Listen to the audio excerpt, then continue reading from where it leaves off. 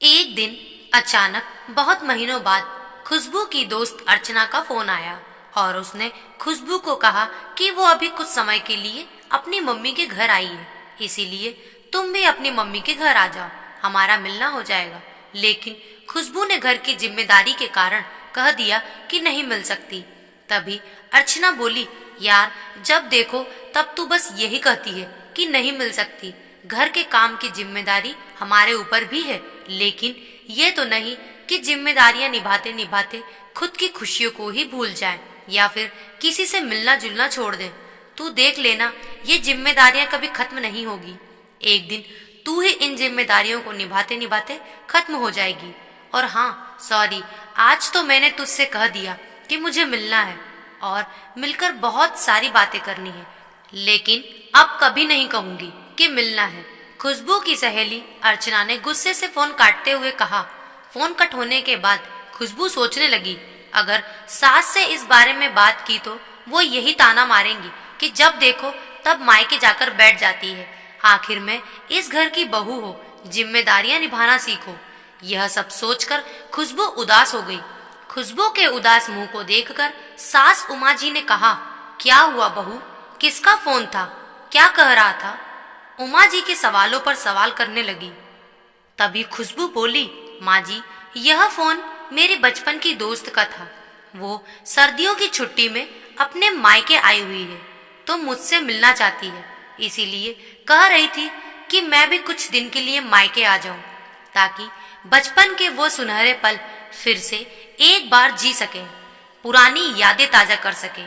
और काफी साल हो गए हैं एक दूसरे को देखे हुए, तो बहुत सारी बातें सुननी और सुनानी है, लेकिन मैंने उससे मना कर दिया कि मैं नहीं आ सकती। इसीलिए वो गुस्सा हो गई और फोन कट कर दिया। खुशबू ने उदास मन से कहा, उमा जी, सास ने कहा तूने मिलने से मना क्यों किया? ओह मतलब फोन पर कहा होगा कि मेरी सास मुझे आने नहीं देगी, घर की सारी जिम्मेदारी मेरे ही कंधों पर है। अगर सास से कहूंगी कि मुझे मायके जाना है तो मुझ पर गुस्सा करेगी। मतलब सास से बिना पूछे ही अपनी सहेली को जवाब दे दिया। देख बहू, तेरी सहेली बिल्कुल सही कह रही थी कि जिम्मेदारियां कभी खत्म नहीं होती है, बल्कि समय के साथ एक नई जिम्मेदारी बढ़ती जाती है और इन जिम्मेदारियों के बोझ तले हम अपनी ख्वाहिशों को भूल जाते हैं।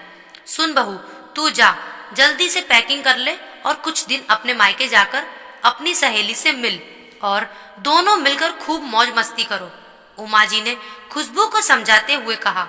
तभी खुशबू बहू बोली, नहीं माँ जी, आपकी तबीयत वैसे भी ठीक नहीं रहती है और घर का सारा काम आपसे नहीं हो पाएगा। वैसे ही सर्दी है और सर्दी में आपको अस्थमा से ज्यादा दिक्कत होती है। मैं आपको अकेले छोड़कर नहीं जा सकती। उमा जी बोली, अरे बहू, अभी मैं इतनी भी बूढ़ी नहीं हुई हूँ जो घर की जिम्मेदारियां न उठा सकूं। मैंने बोला ना, सब संभाल लूंगी। जा तू कुछ दिन अपने लिए जी ले। तू मेरी और मेरे बेटे की बिल्कुल चिंता मत कर, मैं जयदेव को अच्छे से समझा दूंगी। बस तू अपने मायके जाने की तैयारी कर, उमा जी ने खुश होते हुए कहा। खुशबू अपनी सास के गले लग गई और कहने लगी कि माँ मुझे माफ कर दो। मैं सोच रही थी कि अगर मैंने आपसे कहा कि मुझे मायके जाना है तो कहीं आप मुझे ताना न मारो या फिर घर की जिम्मेदारियां समझाने लगोगी। इसी डर की वजह से मैं आपसे कह नहीं पा रही थी, लेकिन मुझे नहीं पता कि मेरी सासू माँ नए विचारों की है, नई सोच की है, जैसा कि आजकल सभी को होना चाहिए।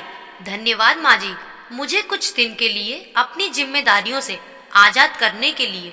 और तुरंत खुशबू ने खुश होकर अपनी सहेली अर्चना को फोन किया और खुशखबरी दी कि मैं तुझसे मिलने आ रही हूँ।